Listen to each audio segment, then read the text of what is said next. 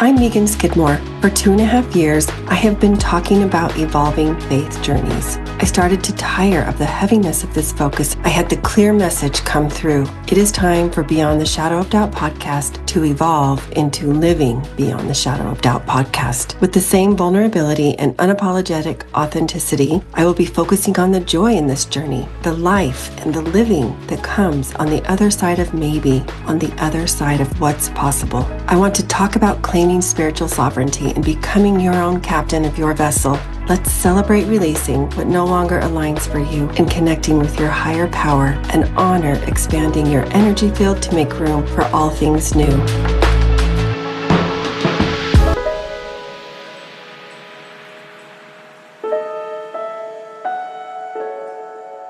The vibration is high this month on Living Beyond the Shadow of Doubt podcast. Pretense is dropped and caution thrown to the wind in each interview. I am dropping a new episode daily, spotlighting one of the amazing, soul-led, heart-centered authors of Joan of Arc Publishing, or JOA Publishing, founded by Kira Brinton. Like the namesake for this publishing house, each one embodies the fearless, God-centered spirit left by the legacy of Joan of Arc. Make sure to subscribe so you don't miss a single one.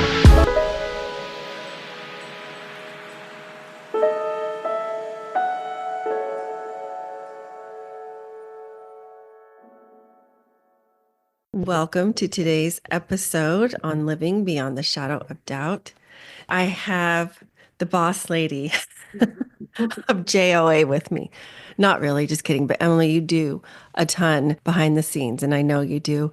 So thank you for coming on and sharing your story with us today. Yeah, I'm so glad to be here, and to be able to share my story is an honor. So thank you for having me. Absolutely. And I know you're more than a team member. You also have written through JOA as well, and we can get to that. So first, let's just start off with you telling us a little bit about you and your background and your origin story. All right. Like you said, I'm Emily Burraston. I am somebody, and life has been one big, fun, messy, joyful, up and down roller coaster, and I wouldn't have it any other way. I met my husband when I was 16. We got married when I was 20, and we're going to celebrate we've been married 23 years in May. I have two children, a daughter that's 19 that moved out her senior year, and I don't think she'll ever come back, although I hope she would. And I have a son that is going to turn 16 next month. And they are the light of my world. They are they are why I do what I do. Mm-hmm. I love my children and my family so much. I've been a school teacher and in the school system for 20 years.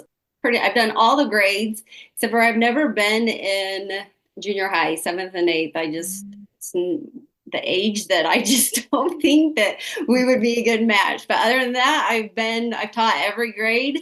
I've had lots of different roles and titles. And in my MOSAI book chapter in volume 2, I talk a lot about that, but we can get more into that later. I grew up with a rare hearing loss, so I was deaf for 36 years of my life. I have a severe hearing loss, and I didn't know what I didn't know, and the technology back then couldn't get the prescriptions right. So Okay. it was better to not have the hearing aids than to have them.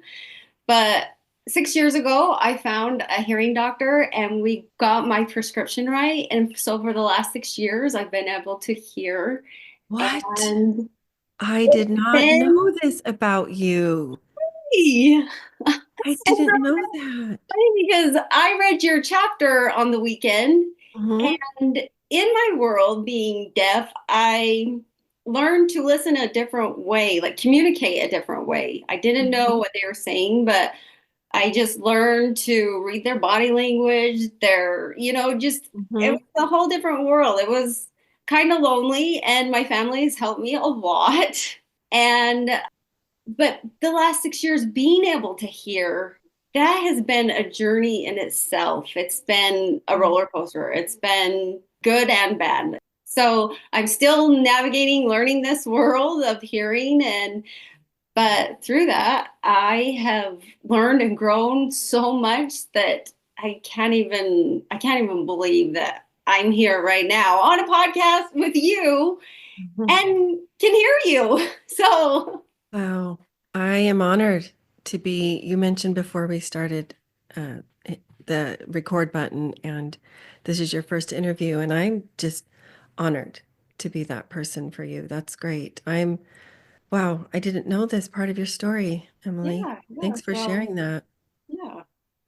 So, another topic we talk about on my podcast is that of faith. So, um, did you grow up in a certain faith of origin or persuasion, or tell us a little bit about that? Yeah, so I grew up in Utah. I've lived in Utah my whole life, which Hmm. means there's a church and a soda shop on every corner. And a Um, cookie shop. yeah, yeah. So my parents raised us, from what they learned in the LDS Hmm. religion community. I don't remember going to church that much. Like, it just seems like when times were hard or difficult, that's when we went. I don't know, but I do know a little bit about the LDS religion. Growing up, Hmm. sometimes I went, sometimes they didn't, but we weren't forced and we didn't really talk much about it. And then as when I got married, I definitely knew like I my kids were blessed in the church by my father-in-law Hmm. just because that's what we did. We just followed the Yeah, generational patterns and yeah. I didn't know better. I didn't know so but as time went on, I knew that that's not what I want to teach my kids. So, I didn't really know God. I really didn't. Hmm. I remember maybe not even that long ago, I did pray to God and ask him for something and he delivered and it happened. But other than Hmm. that, I don't and I struggled with what do I teach my children? Because Hmm. I wanted to teach them the good values and so I just taught them treat others like you would want to be treated. Be Hmm. respectful, be kind, be loving, Right. be, not judgmental. And that's worked out for us. Hmm. And I met Kira for MOSAI a year ago, February 2nd. And prior to meeting her, I was, my parents have mountain property, and I love to go up there all by myself and spend like 3 or 4 days just in the mountains, quiet, nobody's there. Hmm. And it's just something so magical about it. And I was struggling, and I remember being on top of the mountain, and I was asking God, I need something bigger. There's something out there. I need you to show me what is my next step. And I found Kira magically through an email and through knowing her and what she teaches by asking, listening, and doing and putting Hmm. that into practice. I've never seen and witnessed so many miracles than I have in my whole entire life. And so I've always known there's something bigger, something higher, a bigger purpose, but I just didn't know like what it really Hmm. looked like. Yeah. So that's where I'm at now in my faith journey. And um, just by paying attention and looking for the joy in the small moments of life and being present Hmm. and just asking for what you need Yeah. and getting clear. That was my Yeah. biggest problem is just being clear on what I wanted in the first Yeah. place and what I needed. I didn't know. What I love about what you've shared, Emily, is that you're being true to you and where you're at in your journey. you shared you basically taught the golden rule to your kiddos. That's pretty universal, right? You cannot go wrong with that. Not that I'm not saying there's a right and a wrong. I'm just saying that that's a great way to teach your kids how to treat themselves and others. And I love that you're being honest about where you're at right now. I don't want to speak for everybody in Kara's world, in the JOA Collective, or in the MOSAI Network, but I know that she is introducing or sharing ideas that maybe folks hadn't considered before as far as their relationship with the divine is concerned. And I think that's a big part of what attracts them to her world. Yeah. Hmm. And so I think you're in the perfect place for you. And these journeys are ongoing. Yeah, for sure. Just for sure. Yeah. There's more, there's always going to be something more to learn. So, Mhm. how amazing that you asked at the top of that mountain. You listened before you really had, you mentioned how you've really learned how to do that and put that in action in this time that you've worked with and for Kira. And that's kind of what led you to find her in the Yeah. first place, Hmm. by listening and asking and then doing. So I know that you have written a chapter in MOSAI Messages last year sometime. Hmm. Those started getting to be published. The volume one came out in the fall, I think. Hmm. And then volume two came out just about 3 or 4 weeks ago. Uh-huh. And I wrote in that one as well, just like you mentioned. So I'm curious to know, was that a teaser for what might be around the corner for you as far Um, as writing a full book?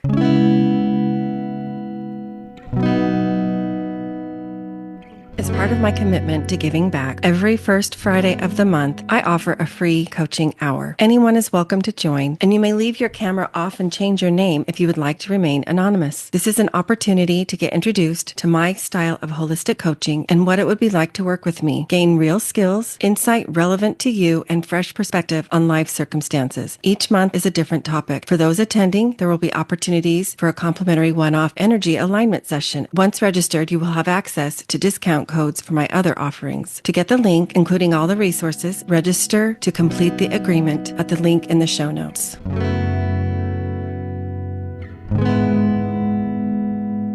I would love to write a full book and tell all my stories and hopefully I wanted to be in one more volume of Mosaic, and then I said, "Oh, who's going to write my book?" But now I'm feeling like maybe two is enough. Maybe we just start with the book. I don't know. But Mm-hmm. Mosaic has been a powerful evolution for me, writing and gathering all the messages about really trusting and listening to myself and being seen and telling my story. Nobody knew that I was deaf. A lot of my family members didn't even know because I Wow. wanted to keep it secret because I thought Mm-hmm.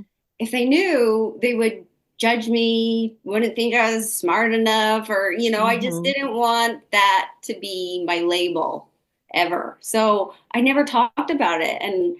And so writing in this has helped me reclaim my voice. And like your chapter said, like I've been the listener in the background for so long because I didn't really know what's going on.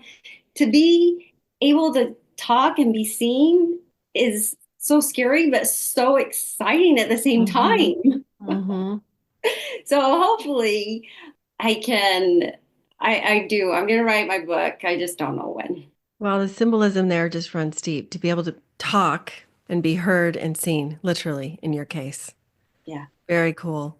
So what in your future book, okay, what would the theme of your message be? Ooh, probably. So when I was going over your questions and you talked about living beyond a shadow of a doubt, what that Mm-hmm. means, it kind of would go into what my book would be, means stepping fully into the presence without needing all the answers first. It means Mm-hmm. trusting that my path's going to unfold as I walk it, and that I don't have to justify where my heart takes me or leads me. And I wanted to be about choosing curiosity over certainty and having connection over control and really freedom over fear. Get rid of the Mm-hmm. fear and just live into the freedom. And in that, I think I'll be able to find my own kind of faith and one that breathes and moves and evolves alongside me. Mm. So, what do you think was the genesis of this? Uh, I heard you say that you read through my questions and that kind of sparked some thoughts, but obviously those were formulating prior to you being invited on my podcast and Yeah. reading through the questions. Where do you think the genesis of that story, that message comes from for you? Um, Probably because I have my whole life tried to seek a spiritual journey, like tried to Mm, connect somehow but it's not so I don't want to seek any external answer, but I want to deepen into the presence of my own knowing. mm-hmm. And I don't need to name it, I just need to live it. Mm. Well, you're definitely in the right community for that. Mhm. Yes. So, share with us a little bit about what you do in your capacity as a MOSAI Network, a JOA Collective team member, kind of behind the scenes. What do you do? Um, for behind the scenes, really, I just was, for the event.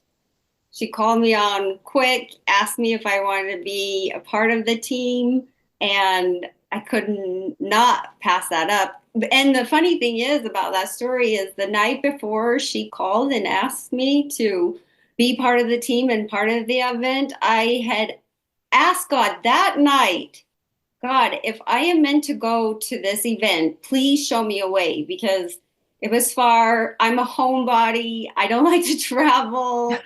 It's out of my comfort zone. Like there's just a lot that when it come down to it, I'd probably just make some excuse and I wouldn't have gone. And Mm-hmm. she called me the next day and asked me. I Mm, was like, okay, okay. So being part of behind the scenes, it was a dream come true. I love being behind the scenes. I love that part of it because I can see it all, be part of it all, but don't have to put so much effort into really mhm, truly listening because it's noisy of, you know, when there's a lot of people, a lot going on, it is hard to hear still. So, but being part mhm. behind the scenes made it so much more fun for me. And Yeah, so I absolutely loved it. It was a dream come true. that is really amazing. I hadn't thought about that, but yeah, that's the perfect fit for you. Yeah, it was. It really was. Yeah. So, on your journey, anyone's journey really, there's going to be times of struggle or obstacles or whatever. But I have found, and in my chats that I've been having since the beginning of this year, when it comes to a faith journey, leaning into maybe the struggle, that unknown, that uncertainty, it brings such joy. There are experiences, there is knowledge, there's insight, etc., that you wouldn't have received otherwise, that you wouldn't have invited into your awareness, invited into your world had you not taken those steps into the unknown and just trusted. And so this year is the year I decided to focus on the joy that comes on the other side of, living beyond that shadow of doubt, so to speak. And of course, there's never a point of arrival. It's an ongoing journey. But if you could think of some things or moments that have just brought you so much joy as you have taken the reins of your faith or spiritual journey, however you call it.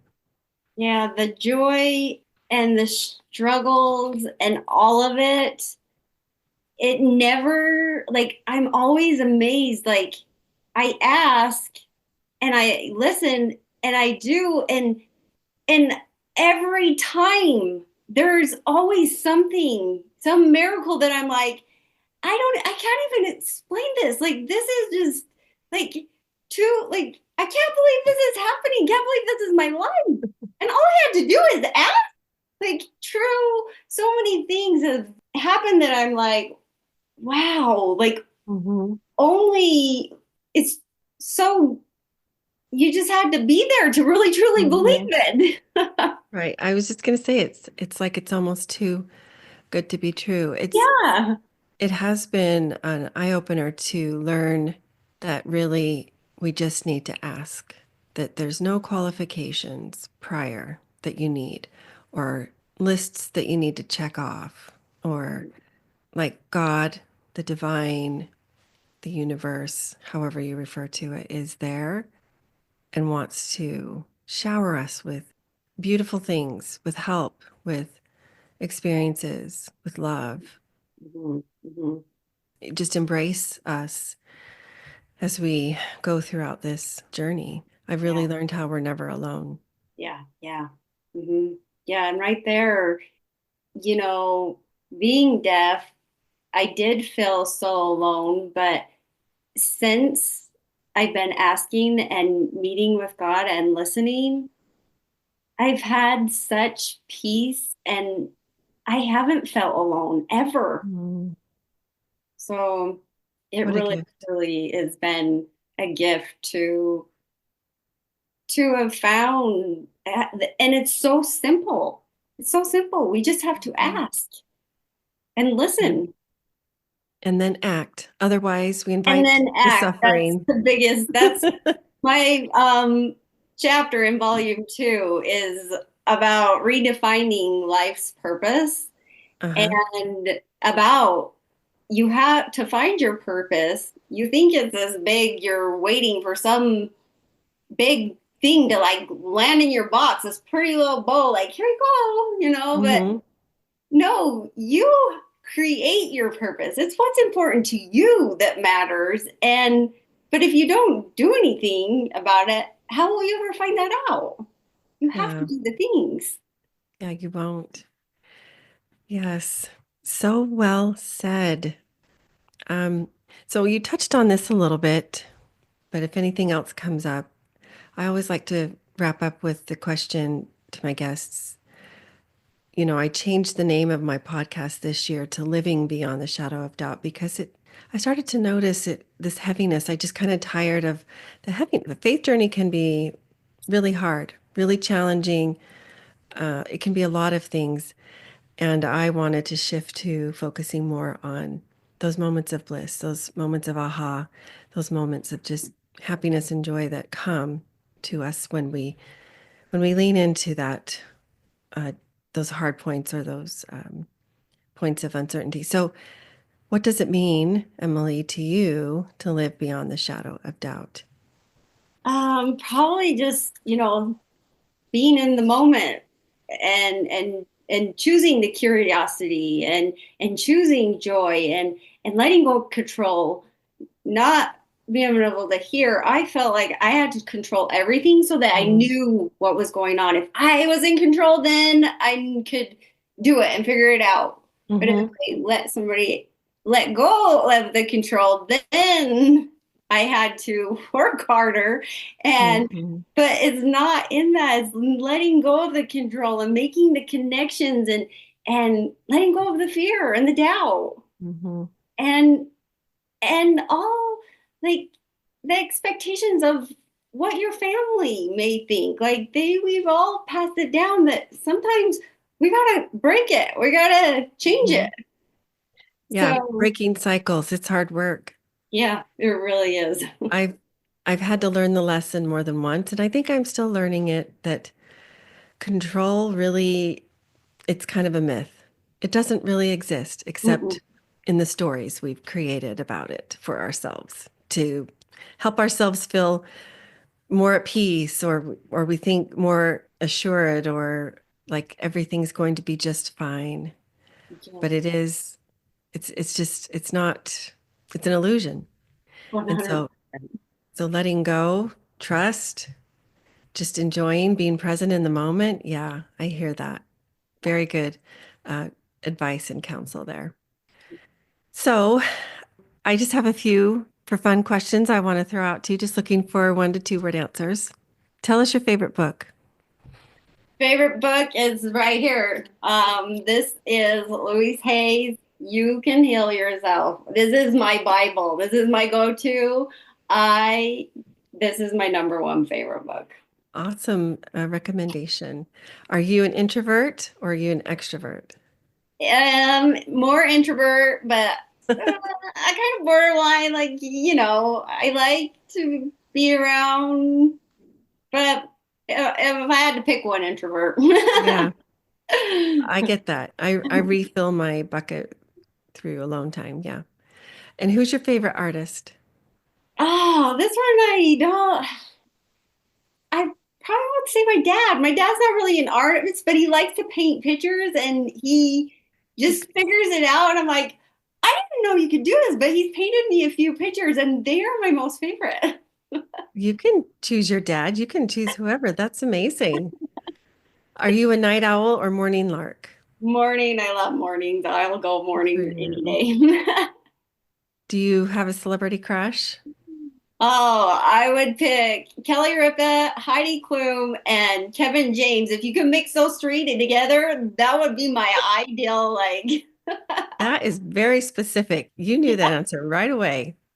I do. Awesome. I don't watch very much TV, but I do like if I see Kelly Ripa on TV, Heidi Klum in the talent show. Oh, You're and there. Kevin James, he's just super funny.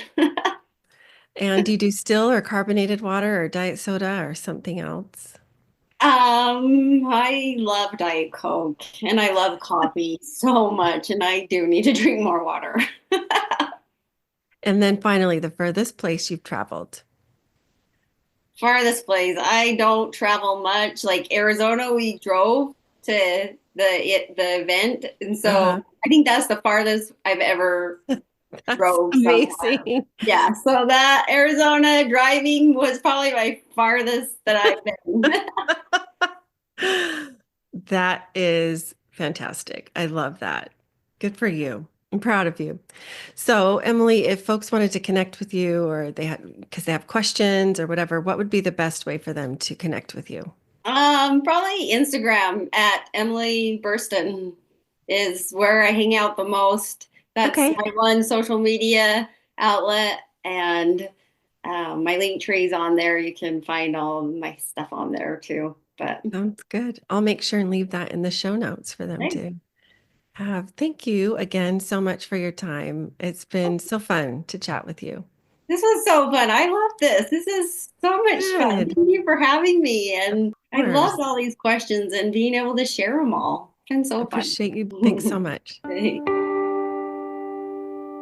Writer, teacher, author, Mormon scholar, and founder of Dialogue Journal, Eugene England said, "My faith encourages my curiosity and awe. It thrusts me out into relationship with all creation and encourages me to enter into dialogue." As a proud member of the Dialogue Podcast Network, my hope is that Living Beyond the Shadow of Doubt podcast is an extension of that vision.